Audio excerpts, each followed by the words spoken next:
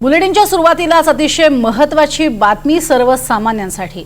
सोन्याच्या दरात गेल्या काही दिवसांपासून सातत्यानं वाढ होतीये। जागतिक गुंतवणूकदार पुन्हा एकदा गुंतवणुकीसाठी सोन्याचा पर्याय निवडताना दिसतात। त्यामुळे भारतीय सराफात सोन्याचा दर हा एकाच दिवसात 6250 रुपयांनी वाढलाय आणि 96450 रुपये प्रति 10 ग्रॅम या ऐतिहासिक विक्रमी पातळीवरती गेलाय।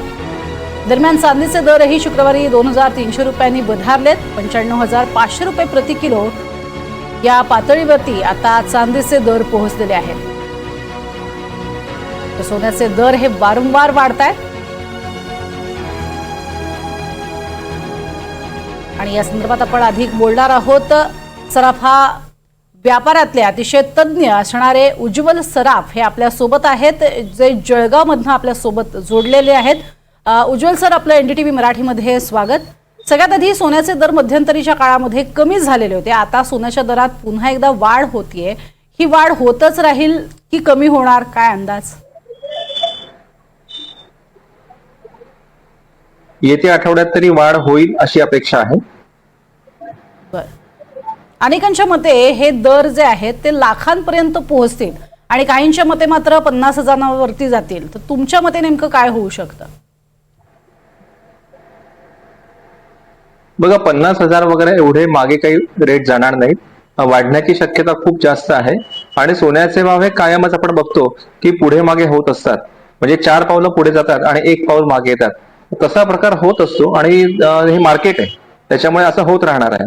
पण पुन्हा 50-55 हजाराचे भाव होतील अशी जी काही अमेरिकेतल्या कुठल्या एका संस्थेची भविष्यवाणी होती ती काही खरी होईल असं माझं मत नाही। नक्कीच।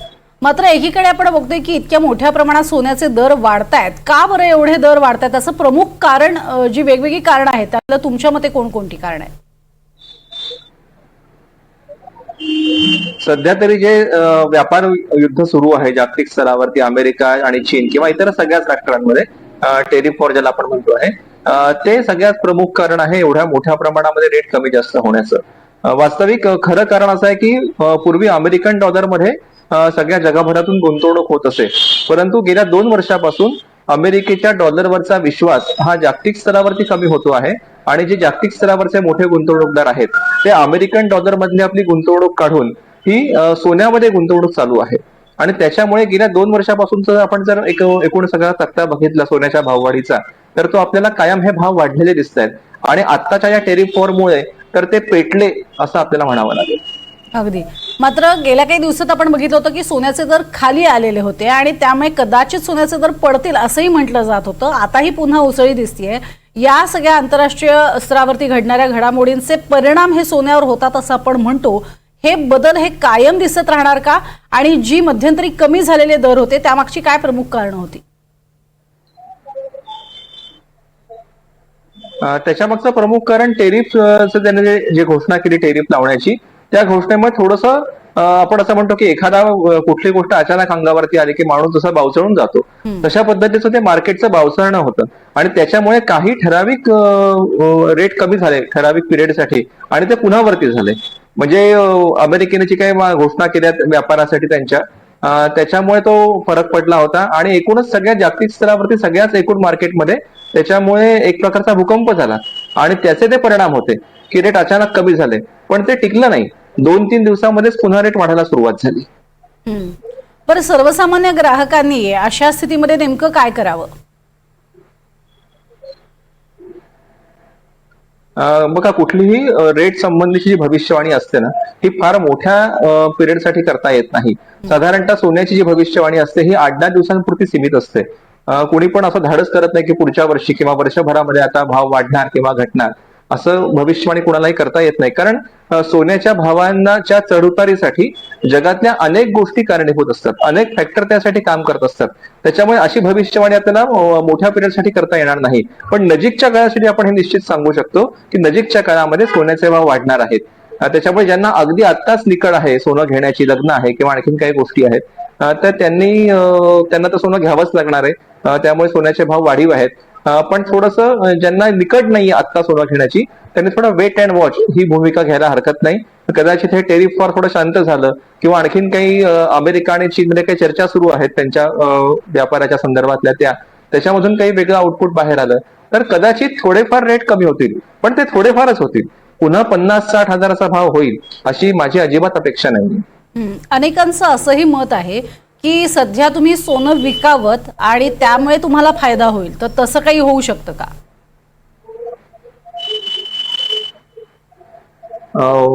असं नाही सांगता येऊ शकत, कारण कसं आहे की नजीकच्या काळामध्ये भाव वाढण्याची शक्यता आहे. हम्म.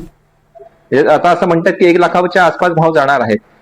जर आत्ता विकण्याचा निर्णय घेतला तर नवीन येणाऱ्या ऑपॉर्च्युनिटीला आपण मुकणार आहोत. त्याच्यामुळे हा प्रत्येकाचा निर्णय व्यक्तिगत पातळीवरती असेल. पण प्रत्येक गुंतवणुकीचे काही फायदे आणि तोटे असतात. तर सोन्याची गुंतवणूक ही तुम्ही जेवढी जास्त काळ धरून ठेवाल, होल्ड कराल सोन्याला, तेवढाच जास्त परतावा तुम्हाला मिळतो, असं आजपर्यंतच्या इतिहासामध्ये आपण बघितलेलं आहे. त्याच्यामुळे असं सजेशन मी नाही देणार. नक्कीच. मग असं म्हणतात की चीनमध्ये सुद्धा सोन्याच्या खाणी सापडलेल्या आहेत आणि याचा काही परिणाम खरं तर भारतीय बाजारपेठेवरती होतोय असं वाटतंय का? बघा, खाणी जरी सापडल्या सोन्याच्या आणि मोठ्या प्रमाणात सोन्याचं इन्कमिंग मार्केटमध्ये सुरू झालं असं जर आपण एक इमॅजिन केलं फक्त, तर तरी सुद्धा मागणी आणि पुरवठा हा जो सिद्धांत असतो हा सोन्याच्या बाबतीमध्ये खूप परिणामकारकरित्या काम करतो. जर असं काही झालं की मोठ्या प्रमाणामध्ये सोन्याची आवक सुरू झाली तर त्याची मागणी पण खूप मोठ्या प्रमाणामध्ये वाढेल.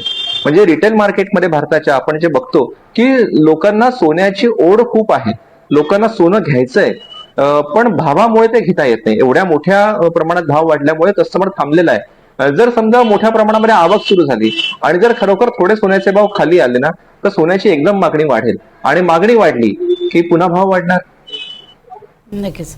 भारताचा एकूण सोन्याच्या साठवणुकीचा जर वाटा पाहिला तर सध्या भारतात होणारी खरेदी वाढली आहे की कमी झाली आहे? तुमचं काय निरीक्षण आहे? बघा, आम नागरिकांची जी खरेदी आहे ना सध्याच्या काळामध्ये ही मंदावलेली आहे. हे भाव जे वाढतायत, जी जागतिक स्तरावरती मागणी वाढलेली आहे. सगळ्याच देशांच्या रिझर्व्ह बँका सोनं घेण्याच्या मागे लागलेल्या आहेत, कारण सगळ्याच देशांना हे कळतंय की अमेरिकन डॉलरवरचा त्यांचा विश्वास आता कमी होतो आहे. त्यामुळे जागतिक स्तरावर सोन्याची मागणी वाढलेली आहे निश्चितच, पण भारतीय स्तरावरती भारताच्या रिटेल मार्केटमध्ये सोन्याची मागणी कमी झालेली आहे. कारण एवढ्या मोठ्या प्रमाणामध्ये एकदम भाव वाढलेले आहेत. हे जर टप्प्याटप्प्याने वाढले असते तर मागणी तीच राहिली असती, पण हे एकदम वाढले, सडन झालेली घटना आहे ही सगळी. त्याच्यामुळे भारतीय मार्केटमध्ये सोन्याची मागणी रिटेल मार्केटमध्ये कमी झालेली आहे. तुम्ही आता उल्लेख केलात उज्ज्वल सर की जागतिक स्वरूपामध्ये ज्या बँका आहेत त्या मोठ्या प्रमाणात खरेदी करतायत. आता ह्याच बँकांच्या खरेदीचा परिणाम किंवा त्याचा फटका जो आहे तो सर्वसामान्य ग्राहकांना बसतोय का, आणि पुढचा किती काळ अशा स्वरूपामध्ये हा फटका बसू शकेल? नाही, फटका तर निश्चित बसतो आहे. मी बघतो जे सामान्य ग्राहक आहेत त्यांना फारच त्याचा फटका बसतो आहे, कारण रेट खूपच मोठ्या प्रमाणामध्ये वाढलेले आहेत. सामान्य नागरिकांची एवढी कॅपॅसिटी नाहीये की आज 90-95 हजार किंवा उद्या होणार वाढ आणखी अपेक्षित आहे, एवढ्या भावात सोनं खरेदी करतील. पण त्याला इलाज नाहीये. हे जागतिकीकरणाचे तोटे आहेत. प्रत्येक गोष्टीचे काही फायदे आणि काही तोटे असतात. तर आपण आता जागतिकीकरणाकडे गेलेलो आहोत, त्याच्यामुळे जागतिकीकरणाचे हे तोटे आहेत आणि ते आपल्याला स्वीकारावे लागतील. अगदी बरं. आता येत्या काळात म्हणजे पुढच्या 5 वर्षात साधारण सोन्याच्या किमतीमधली वाढ असेल, कमी असेल, नेमकी काय सोन्याची स्थिती असेल? वाढच होईल असं वाटतं आहे. कमी होण्याची शक्यता फारच कमी आहे. तर केंद्रीय बँकांकडनं तुम्ही म्हणालात की मोठ्या प्रमाणात सोने खरेदी होतीच आहे. आता दुसरी एक शक्यता म्हणजे व्याजदरातल्या कपातीची एक आशा, त्यामुळे सुद्धा सोन्याचे दर वाढतायत असं म्हटलं जातंय. तर खरंच असं काही आहे का?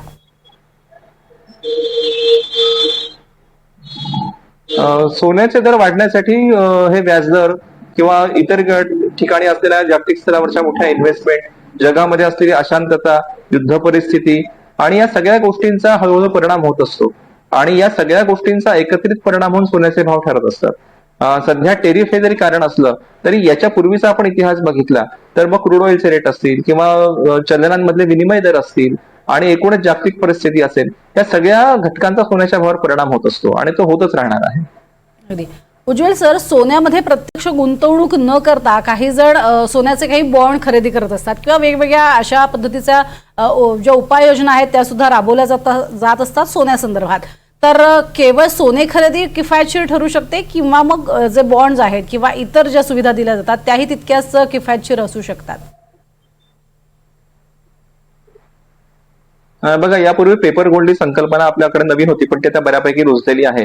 परंतु अजूनही ग्राहकांचा पेपर गोल्डला किंवा बॉन्ड्सला म्हणावा तसा प्रतिसाद मिळत नाही. लोकांना अजूनही फिजिकली सोनं परचेस करणं आवडतं. त्याची कारण वेगळे असतात. त्याच्यातलं महत्वाचं कारण असं असतं की सोनं केवळ इन्व्हेस्टमेंट म्हणून आपण त्याच्याकडे बघत नाही, ती आपली एक भावनिक गुंतवणूक असते. म्हणजे तुम्ही कितीही घरात सोनं आणून ठेवलं ना तरी तुम्ही त्याचे दागिने आपण करतो बऱ्याच वेळा. म्हणजे बऱ्याच कस्टमर्स आम्ही असं बघतो की सोनं ते इन्व्हेस्टमेंट म्हणून पण घेतात आणि दागिने म्हणून पण घेतात. म्हणजे त्याचे दोन्ही पैलू आहेत आणि दोन्ही पैलू भारतीय लोकांना आवडतात. त्याच्यामुळे त्याची मागणी कायम असते सोन्याची. आणि फक्त पेपर गोल्ड किंवा या भागाकडे फारसे अजूनही भारतीय लोक वळलेले नाहीयेत. त्यांना फिजिकली सोनं खरेदी करायला जास्त आवडतं.